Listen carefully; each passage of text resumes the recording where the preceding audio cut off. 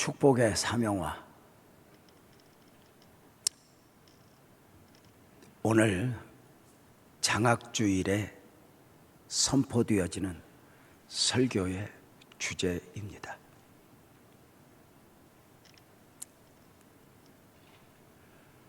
축복을 받았다면 그 축복이 사명의 옷을 입어야 한다는 것입니다. 이렇게 설교를 시작하면서 먼저 우리는 우리 자신을 좀 정리해야 합니다. 나는 축복을 받은 사람이라고 말입니다.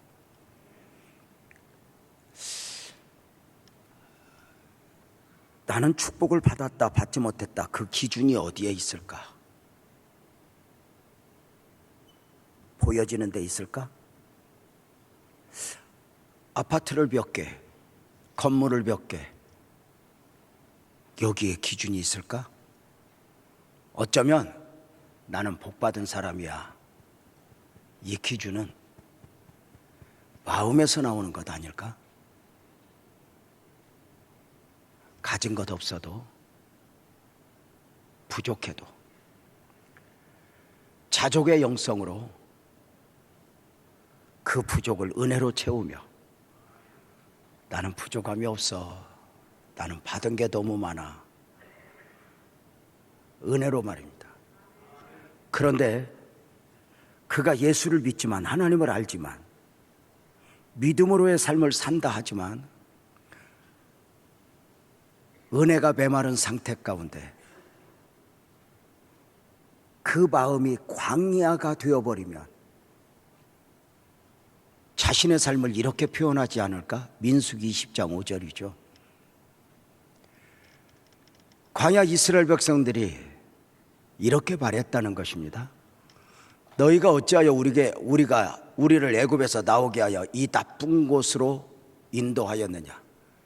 이곳에는 파종할 곳이 없고 무화과도 없고 포도도 없고 석류도 없고 마실 물도 없도다. 이곳이 나쁜 곳이라는 것입니다. 자신들이 원하는 곳이 아니라는 것입니다. 출애굽한 이스라엘 백성들의 표현입니다. 이들 표현에는 하나님이 계산되어 있지 않습니다. 하나님이 보이지 않습니다. 아무것도 없다네요. 과연 아무것도 없을까? 오늘 아침에 만나 먹었어요. 어제 저녁 배출하기로 단백질 보충을 했어요. 반석에서 솟아난 눈물로 갈증을 해소했어요. 옷과 신발이 헤어지지 않는 은혜 속에 있어요. 지금 구름기둥과 불기둥이 자신들을 인도하고 있어요.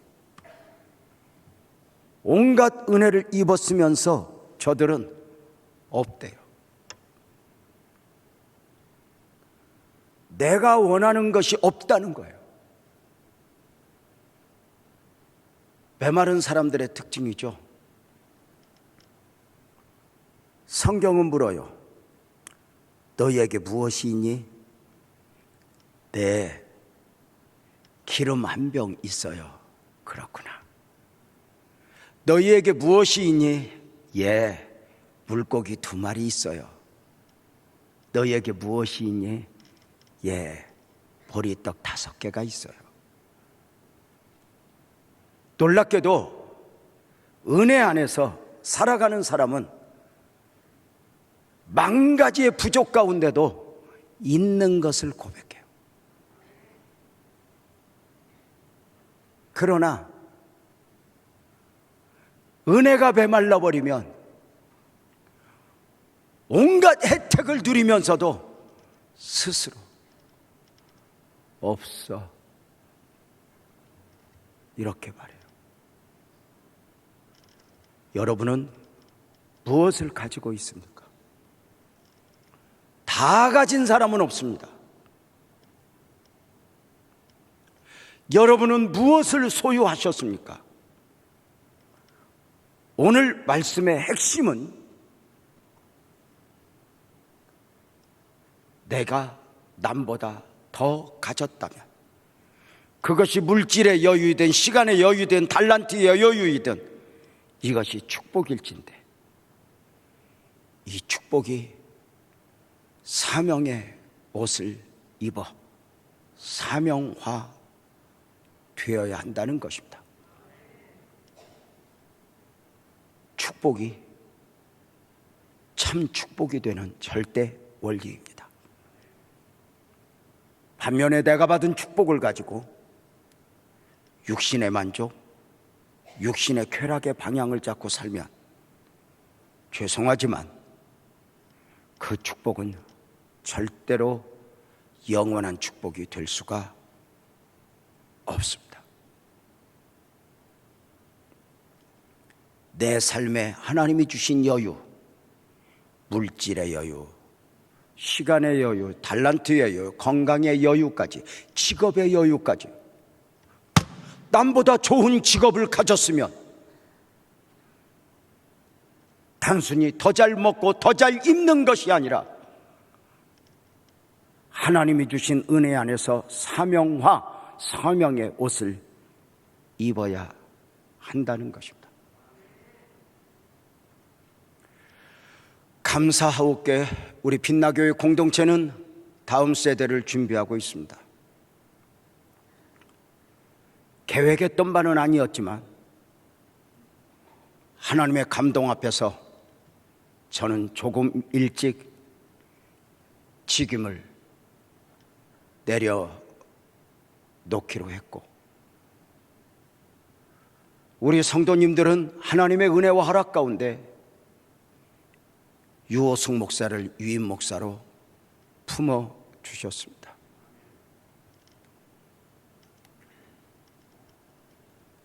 목사로, 담임 목사로 유임을 받은 유호숙 목사에게 제가 권면했던 내용이 있습니다.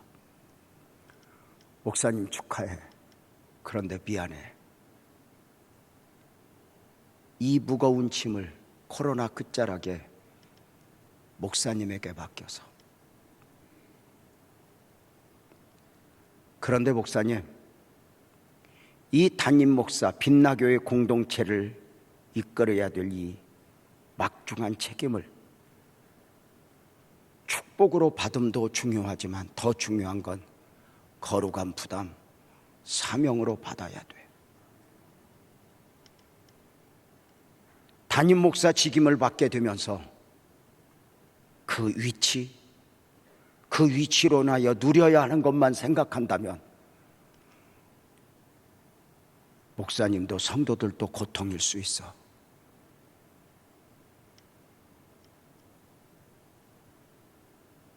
거룩한 부담으로, 사명으로 받자. 장로님들에게도 부탁을 드렸습니다.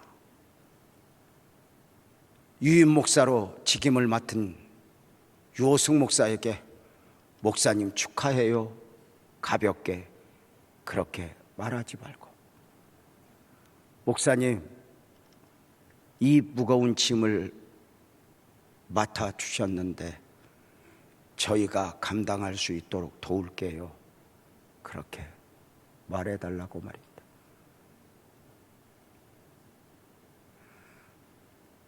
축복이 사명의 옷을 입지 않으면 그 축복은 나중 축복이 아니 될 수도 있지만 문제는 그 우선의 축복이 저주도 될 수 있음을 우리는 알아야 합니다.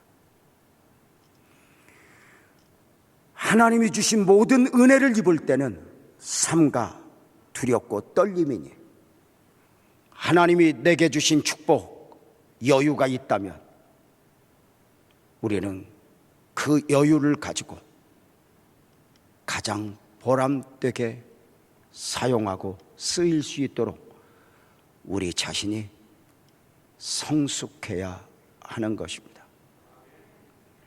오늘 여러분에게 한 여인을 소개합니다. 이방 여인으로서 당시 신흥제국 페르시아 제국의 왕후가 된 에스더 이야기입니다. 이방 여인으로서 가장 강력한 나라의 왕후가 되었다면 축복이요 행운이었을 것입니다. 자격이 아닙니다. 분명한 것은 왕후 된 그 여인이 어느 날 왕 앞에 나아가고 있습니다. 사랑받기 위해서가 아닙니다. 민족 구원의 사명을 안고 죽으면 죽으리이다 목숨을 걸고 왕 앞에 나아가고 있는 것입니다. 개인을 위해서는 아닙니다. 개인의 문제라면 어쩌면 숨어버리고 싶고 도망해버리고 싶은 것일 경우입니다. 그러나 도망할 수 없습니다. 피할 수 없습니다. 민족 구원의 사명은 왕으로서 자신이 감당해야 할 막중한 사명이었기 때문입니다.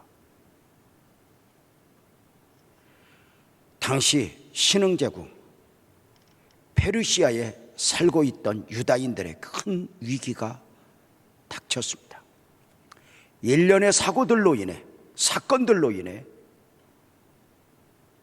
모든 유다인들이 위험에 빠진 것입니다. 어느 정한 날 모든 유다인들이 죽임을 당할 뿐 아니라 가지고 있는 모든 것, 평생에 이루었던 모든 것을 빼앗기게 되었기 때문입니다. 왕의 허락이 떨어졌고 왕의 인장이 찍힌 공문은 온 도시에 배달이 되었습니다. 어쩌면 이웃은 사람들은 그날만 기다렸을 것입니다.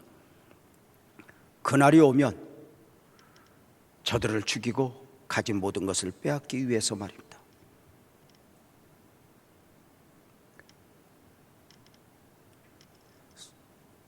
페르시아 제국에 살고 있는 유다인들은 과연 풍전등화였습니다. 이 소식이 에스더에게 들린 것입니다. 왕후된 에스더여, 우리 민족이 이 아픔을 겪고 있다. 왕 앞에 나아가 우리 민족의 아픔을 호소하여 민족을 구원할 수 있도록 하여라. 에스더의 답변은 무엇입니까? 어렵습니다. 하나님의 모든 일은 더 좋은 환경은 없습니다. 언제나 가장 힘들 때입니다. 어렵습니다. 페르시아 법에는 왕이 누군가를 부르고 부름을 받았을 때에 나가는 것이지, 부름을 받지 않은 가운데 왕 앞에 나아가는 자는 그가 누구이든 죽임을 당하게 됩니다. 문제는 내가 왕후이지만 30일 동안 왕의 부름을 받지 못했습니다. 왕에게 잊혀진 것 같습니다. 방법이 없습니다.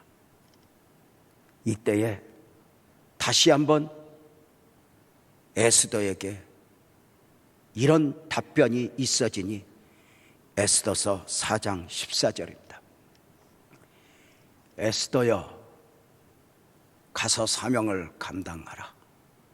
내가 만일 잠잠하여 말이 없으면 유다인은 다른 데로 말미암아 노임과 구원을 얻으려니와 너와 내 아버지 집은 멸망하리라. 내가 왕후의 자리를 얻은 것이 이때를 위함이 아닌지 누가 알겠느냐입니다. 이 말씀에 담긴 내용이 무엇입니까? 고통 중에 있는 유다인들은 선포합니다. 우리들은 반드시 구원을 받을 것이라고. 우리는 이 위기 속에 살아나게 될 것이라고. 에스더, 너는 알아야 한다는 것입니다. 만일 네가 잠잠하여 말이 없으면 하나님은 다른 방식으로 우리를 구원할 것이지만 너희는 멸망을 당할 것이라고 말입니다. 네가 5년 전에 왕후의 자리를 얻게 된 것은 오늘 이때를 위함이 아닌지 어찌하는가. 가서 사명을 감당하라고 말입니다. 에스더는 더 이상 피할 방법이 없자 결단합니다. 왕 앞에 나아가는 것입니다. 죽으면 죽으리이다. 금식한 후에 나아가는 것입니다. 에스더 개인의 문제는 아닙니다. 가고 싶어서 할 수 있어서도 아닙니다. 어쩌면 십자가를 억지로 졌던 구레네 사람 시몬처럼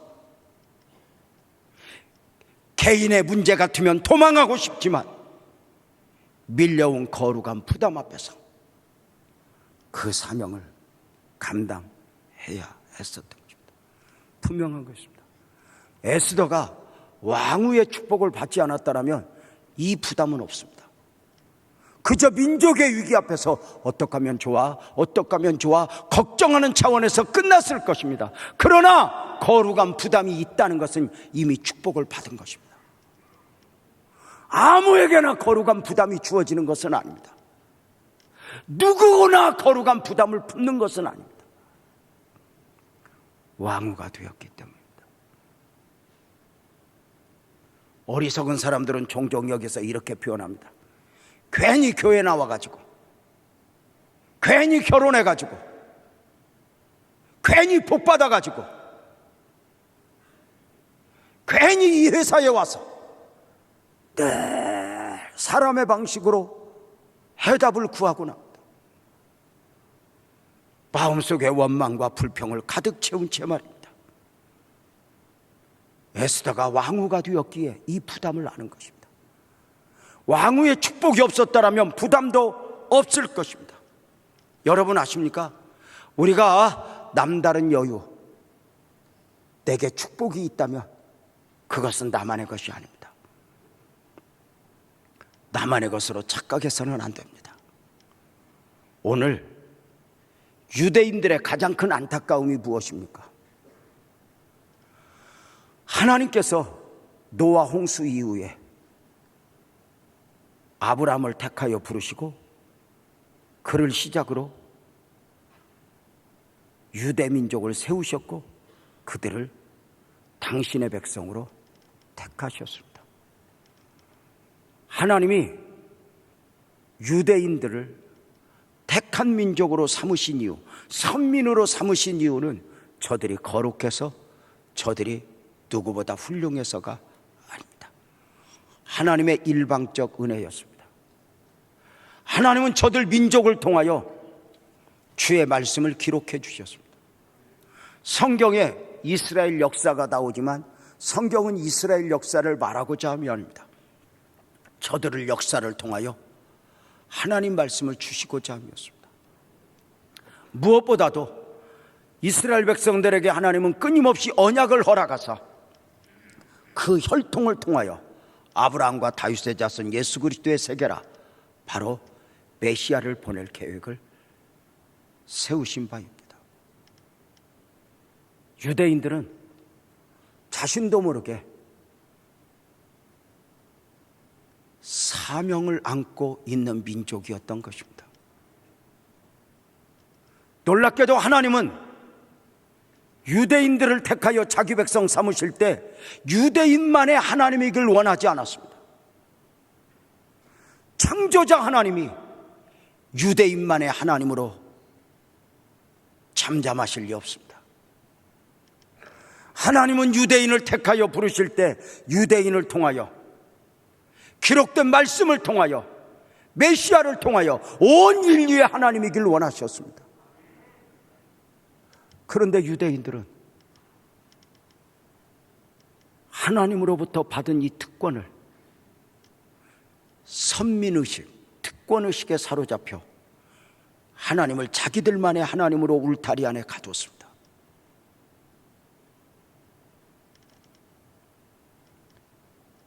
지금도 여전히 그러합니다. 약 3년 전 미국의 은혜 아닌 교회 한기용 목사와 함께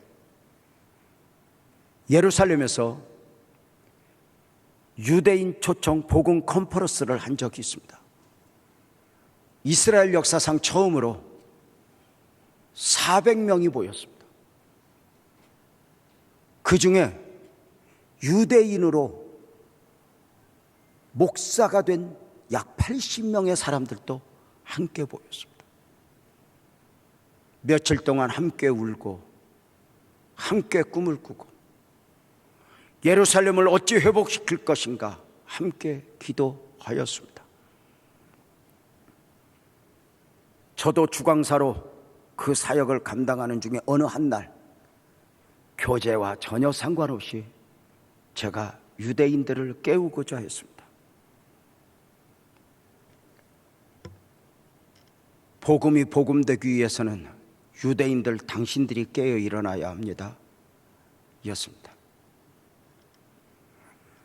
하나님은 유대인을 택하실 때, 유대인을 세우실 때, 유대민족을 세우실 때 유대민족만의 하나님이길 원하지 않았습니다. 당신들을 통해서 온 인류의 하나님이길 원했습니다. 그런데 당신들은 특권의식에 사로잡혀 지금도 헤매이고 있습니다. 당신들은 말합니다. 우리는 선민이고 다른 나라는 모두 이방인이라고 말합니다. 저는 도전했습니다. 착각하지 마십시오. 혈통적으로는 당신들이 선민이고 다른 나라 사람들은 이방인일지 몰라도 복음 안에서는 유대인이나 헬라인이나 다른 나라 아무 상관없습니다. 복음 안에 있는 사람은 택한 민족이고 복음 밖에 있다면 당신 유대인들도 이방 민족입니다. 설교할 때, 강의를 들을 때 유대인들이 웅성거렸습니다. 그리고 몇 명은 강의를 듣는 중에 분을 삭히지 못해서 뛰쳐나갔습니다. 그 강의가 마쳐지고 다시 회의가 있어졌습니다. 이 복음 컨퍼런스를 계속할 거냐 그만할 거냐. 강의가 마쳐진 후에 그 중에 유대인 목사님이 눈물을 흘리며 저에게 왔습니다. 목사님, 돌 맞을 각오하고 이 강의하셨죠? 저는 아멘으로 받았습니다.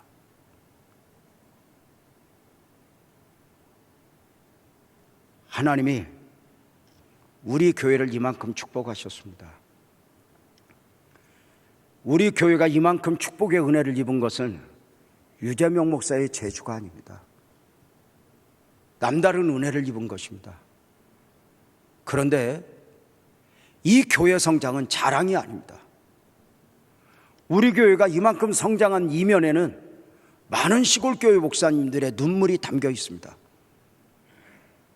시골에서 10명, 20명 씨름하는 그 목사님들이 키워서 도시로 보내주지 않았다면 도시교회가 어떤 교회가 성장을 이룰 수 있겠습니까?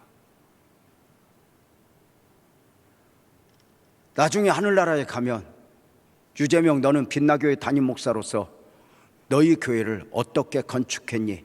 어떻게 부흥시켰니? 이렇게 묻지 않을 것입니다. 내가 너에게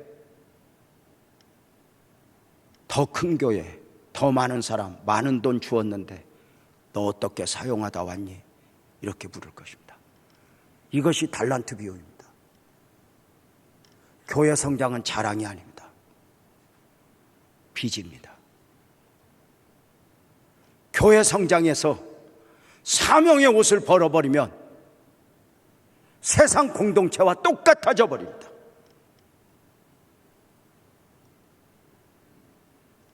이제 여러분의 이야기 합시다. 여러분의 직업은 어떠하십니까? 혼자 잘 먹고 잘 사는 쪽으로 기울어져 있는 것은 아닙니까? 여러분이 다른 사람보다 여유를 누리고 있다면 혹시 내가 이만큼 노력했으니까 내가 이렇게 복받은 거지 착각 속에 있는 것은 아닙니까? 그 안에 사명이 담겨 있다고는 생각하지 않습니까? 어떻습니까? 저는 지난 금요 성령 터치 시간에 미얀마에서 온 메시지를 성도들에게 읽어드리고 도움을 호소했습니다.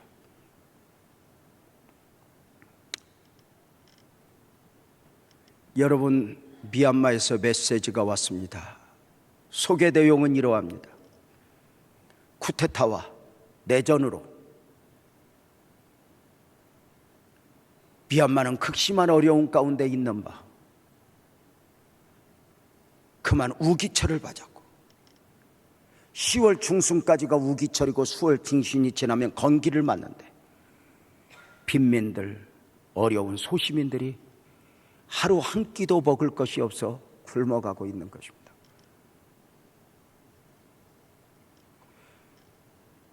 이 소식을 전하며 목사님, 우리나라에는 보릿고개가 있었습니다. 보릿고개를 넘기지 못하면 죽었습니다. 지금 미얀마가 그러합니다. 보릿고개와 같이 우기철을 넘기면 어떻게 삽니다. 그러나 우기철 안에는 해답이 없습니다.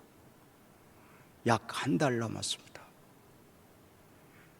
굶어 죽어가는 미얀마를 도와주십시오 하는 호소입니다. 1,000불, 우리 돈으로 지금은 135만 원 정도 보내주시면 그 100만 원이 약 100명의 식구들이 하루 한 끼씩 먹으면서 우기철을 견뎌낼 수 있겠습니다. 였습니다. 저는 금요 성령터치 시간에 이 일을 그대로 고백을 했고, 성도들 중에는 목사님 이 돈으로 하십시오 하고 500만 원도 가져왔습니다. 그 중에 한 성도가 봉투 하나를 저에게 주었습니다. 눈물이 그렁그렁하며 이렇게 말합니다. 목사님, 미얀마 제가 다 돕고 싶어요. 그런데 제 힘이 여기까지예요. 그리고 봉투를 내어미는데 아주 작은 돈입니다. 턱없이 부족한 돈입니다. 그의 등을 도닥여주고 가져와서 그 봉투를 두렵고 떨림으로 열 수가 없었습니다. 여는 순간 얼마가 보이기 때문입니다. 그런데 그 봉투는 그의 생활비 전부였다는 걸 제가 압니다.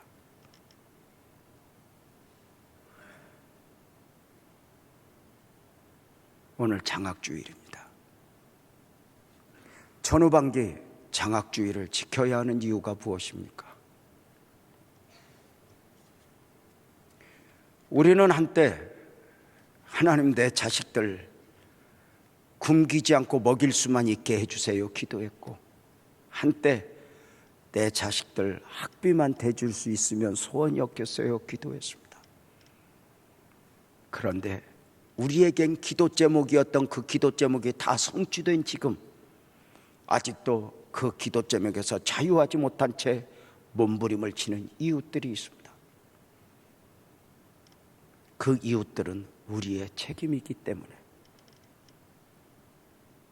그들을 돕고자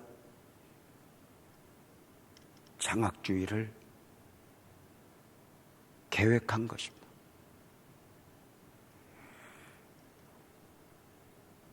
묻겠습니다. 에스더가 밀려온 거룩한 부담 앞에 싫어요, 내가 왜 그 사명을 감당해요, 외면하면 민족 구원의 사명이 중단되는 것일까? 아닙니다. 에스더 4장 14절을 다시 보겠습니다. 내가 만일 잠잠하여 말이 없으면 유다인은 다른 데로 말미암아 노임과 구원을 얻을 거야. 무슨 이야기입니까? 네가 잠잠하여도 하나님은 하나님의 방법대로 구원 역사를 이루어내실 것이라는 것입니다. 그런데 그 일을 지금 네가 감당하라는 것입니다. 하나님의 일은 하나님이 하십니다. 그런데 사람을 통해서 일하십니다. 분명한 거 있습니다. 사람을 통해서 일하시지만 사람에게 매이지는 않습니다. 모세를 통해서 출애굽의 역사를 이루셨고, 다윗을 통하여 왕국 건설의 역사를 이루셨지만 모세가 없다고 다윗이 없다고 하나님의 일이 중단되는 것은 아니었습니다. 여기서 정리되는 것이 무엇입니까? 진정한 축복은 왕이 된 것, 영도자가 된 것, 왕후가 된 것, 돈을 많이 번 것이 아닙니다. 그 정도가 축복이라면 그건 세상도 얼마든지 있습니다. 진정한 축복은 그 직임 속에 담긴 하나님의 원하심, 사명입니다. 에스더 4장 14절을 다시 보겠습니다. 이렇게 말해요. 네가 왕후의 자리를 얻게 된 것은 지금 이때를 위함이 아닌지 어찌하는가. 이거야, 이렇게는 말을 못합니다. 그러나 네가 받은 축복, 네가 왕후의 자리를 5년 전에 얻게 된 것은 오늘 이때를 위함이 아닌지 우리가 어찌 아는가입니다. 요셉의 나이 17의 꿈을 꿉니다. 우리가 요셉의 꿈을 주목하는 이유는 요셉의 꿈은 요셉의 출세나 성공이 아닙니다. 앞으로 20년 후에 있게 될 인류의 대기근을 앞두고 생명 구원의 계획을 세우신 하나님이 요셉의 인생의 꿈을 통해 개입하신 것입니다. 내일 일을 아시고 섭리하시는 그 하나님, 5년 후에 민족의 위기가 있을 것임을 알고 왕후의 자리를 얻게 하셨음은 이것이 하나님의 은혜가 아니런가? 진정한 축복은 무엇일까요? 왕후의 자리를 얻은 것? 아닙니다. 사용되어지는 것입니다. 사명의 옷을 입고 민족 구원의 사명에 쓰임을 받는다는 것입니다. 교회를 받들어 섬기다 보면, 삶을 사노라면 감당해야 할 거룩한 부담이 있습니다. 때로는 목사니까, 때로는 부모니까. 오늘 일부 예배 시간에 안성빈 안수집사님이 예배를 위한 기도를 했습니다. 집사님은 다리를 이렇게 저는 장애를 안고 있습니다. 그런데도 참 힘든 일을 하십니다.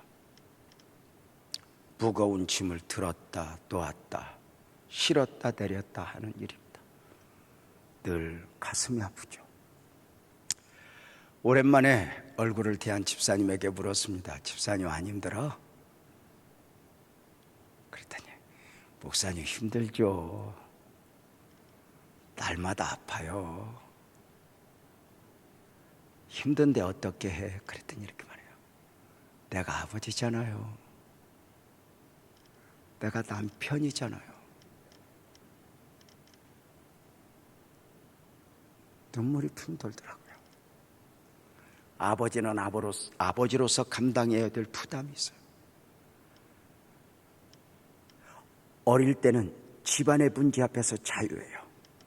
가족이 아니어서가 아니라 어리니까. 그러나 장성하면 부담을 안게 됩니다. 부모에 대한 부담, 자신의 미래에 대한 부담. 신앙 안에서 성숙하면 교회의 여러 가지 계획에 대한 부담. 사실은 이 부담 앞에서 피하여 도망하면 성장은 없습니다. 그 부담을 하나하나 감당하면서 인격적으로, 삶으로 성장해 가는 것입니다. 유임 목사에게 직임이 맡겨질 때 제가 부탁을 할 때 이렇게 말했습니다. 유 목사 미안해. 하나님이 우리에게 원하심이 있는 것 같아. 유 목사 다른 교회에 지금 부임을 받기 위해서 준비하고 있는데 청빙을 받았는데 가지마, 여기 있어. 그랬을 때 제가 이렇게 말했습니다. 목사님 순종하겠습니다 하는 그에게 이렇게 말했습니다. 너도 바보구나. 나 같으면 여기 안 있고 가.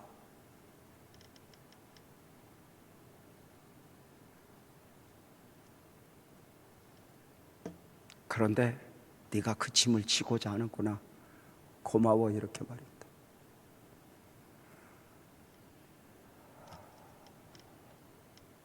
사랑하는 여러분,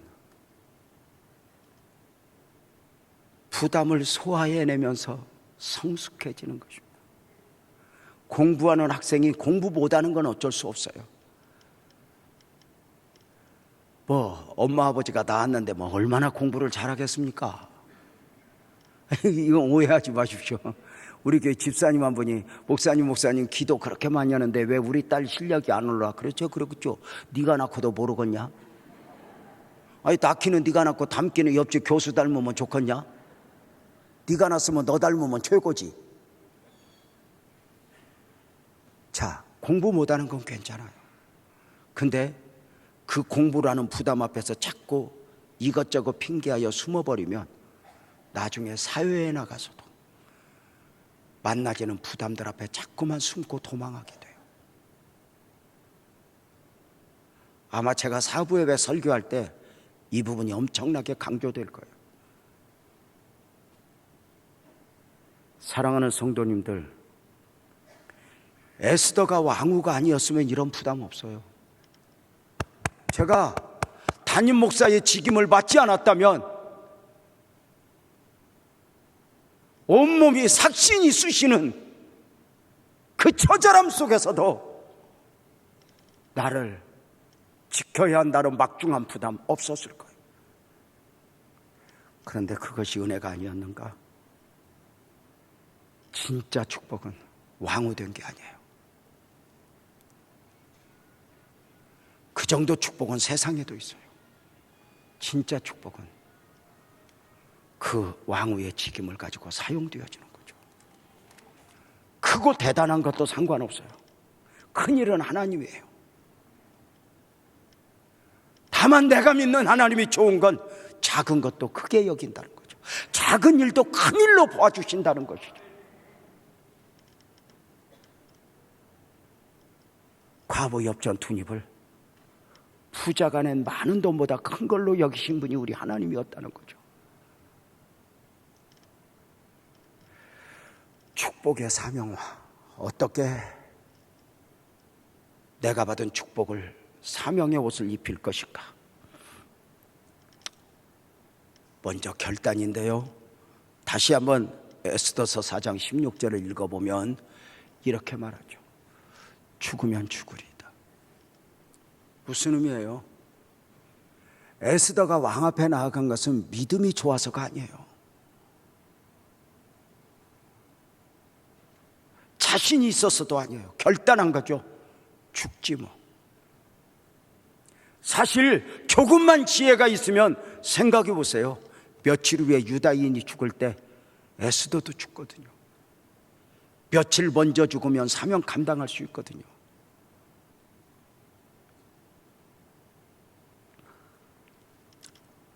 죽지 뭐. 순종이죠. 에스더가 믿음이 좋아서 두려움이 없어서 아니에요. 우리가 믿음으로 사는 건 믿음으로 사는 것이 아니잖아요. 믿음 아닌 것이 여기 있잖아요. 근데 그걸 이겨내고 가는 거잖아요. 2부 예배 마치고 3부 예배 드리기 전에 장로님 한 분이 500만 원을 들고 왔어요. 목사님 미얀마 보내주세요. 그런데 기도해 주세요. 왜? 제가 어려울 때 드리는 것이거든요. 그러면 좀 참지. 그랬더니 목사님, 지나고 보니 감동 왔을 때 해야지. 어려우면 어렵다고 여유 있을 때 기다리면 할 수 없더라고요.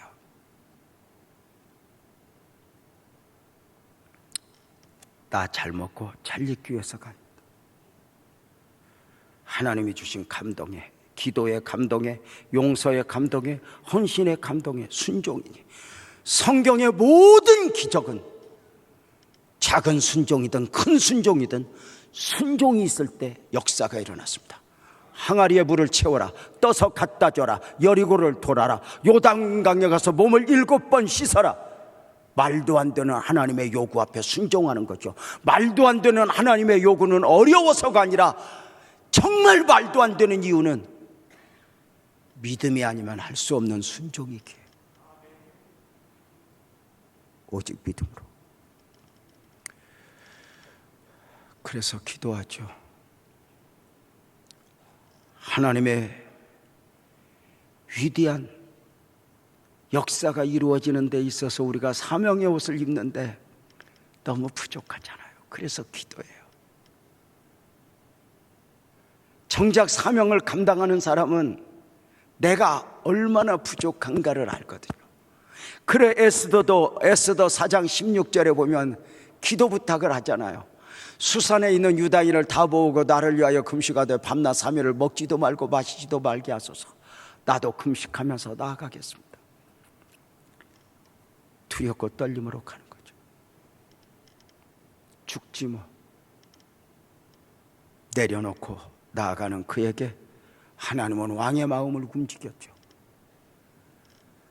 에스더는 화장하고 예쁜 옷을 입고 가는 것이 아니었어요.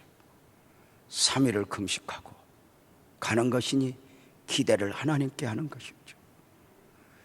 어떤 기적이 일어났습니까? 에스더서 5장 1절에서 3절을 보면 왕의 마음이 이렇게 바뀌었다는 걸 알게 되죠. 1절에서 3절 한 목소리로 읽어볼까요? 시작.